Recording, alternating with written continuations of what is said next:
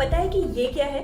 ये है एक इंडियन कंपनी का शेयर सर्टिफिकेट। आई नो, ये यकीन करना काफी मुश्किल है कि कभी शेयर सर्टिफिकेट ऐसे हुआ करते थे। यानी जब किसी कंपनी का शेयर खरीदा तो एज अ प्रूफ ऐसा सर्टिफिकेट मिलता था। मतलब जितने कंपनीज के शेयर्स उतने पेपर सर्टिफिकेट्स। थैंक गॉड अब ऐसा नहीं है, क्योंकि अब शेयर खरीदने पर आपको ऐसे फिजिकल सर्टिफिकेट्स नहीं मिलते।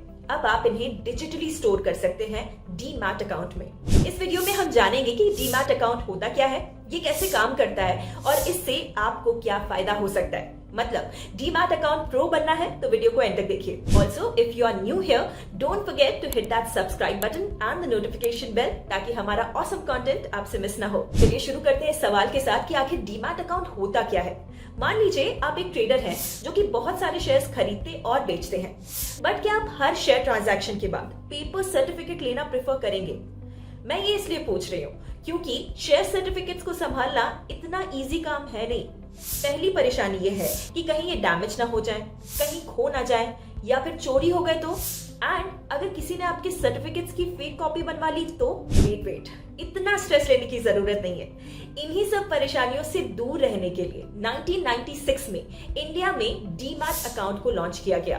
अब आप अपने शेयर सर्टिफिकेट्स को डिजिटली सिक्योर कर सकते हैं डीमैट अकाउंट्स में। मतलब आपके शेयर सर्टिफिकेट पेपर फॉर्म में ना होकर सॉफ्ट कॉपी फॉर्म में रहेंगे। समझ लीजिए कि डीमैट अकाउंट एक तरह का डिजिटल लॉकर है जिसमें आप अपने सारे शेयर्स और सिक्योरिटीज इलेक्ट्रॉनिकली स्टोर कर सकते हैं। तो समझ में आ गया कि डीमैट अकाउंट क्या है? अगर क्लियर हो गया है तो लाइक बटन दबाकर हमें बताइए ना। डन? चलिए आगे बढ़ते हैं। ओके, अब समझते हैं कि डीमैट अकाउंट काम कैसे करते हैं। ये तो मैंने आपको बता ही दिया कि डीमैट अकाउंट का मेन काम होता है आपके खरीदे गए शेयर्स को होल्ड करके रखना। बट ट्रेडिंग के लिए डीमैट अकाउंट से ही काम हो जाएगा ऐसा नहीं है।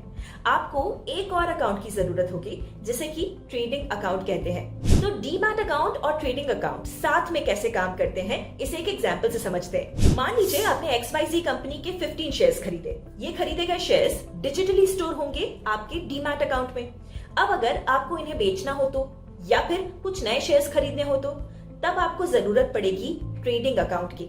मतलब डीमैट अकाउंट में आप केवल शेयर्स को स्टोर करके रखेंगे और जब शेयर्स को खरीदना हो या फिर उनको बेचना हो तो आपको ट्रेडिंग अकाउंट चाहिए होगा।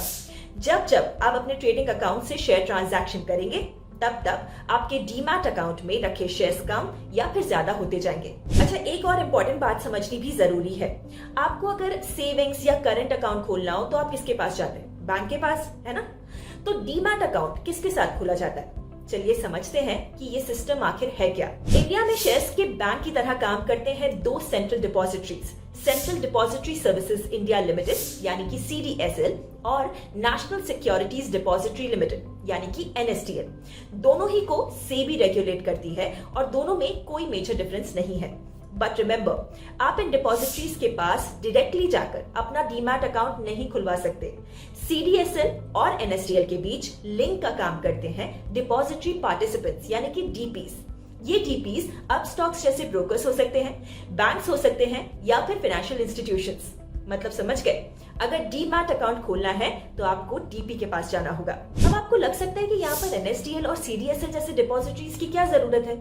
जरूरत है आपके एसेट्स की सिक्योरिटी के लिए, क्योंकि आपकी शेयर होल्डिंग डॉक्यूमेंट्स डिपॉजिटरीज में रखी जाती है।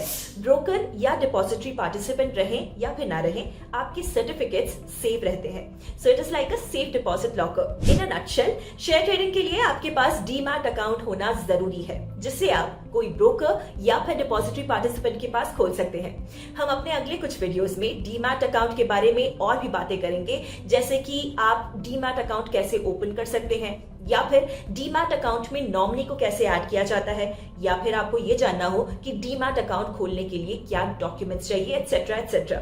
इसलिए make sure to hit that subscribe button and the bell icon ताकि आप हर वीडियो को देख पाए। ऑल्सो अगर आपके दिमाग में कोई भी सवाल है, कोई भी थॉट है तो हमें कमेंट्स में बताइए। Investment in securities market are subject to market risks. Read all the related documents carefully before investing.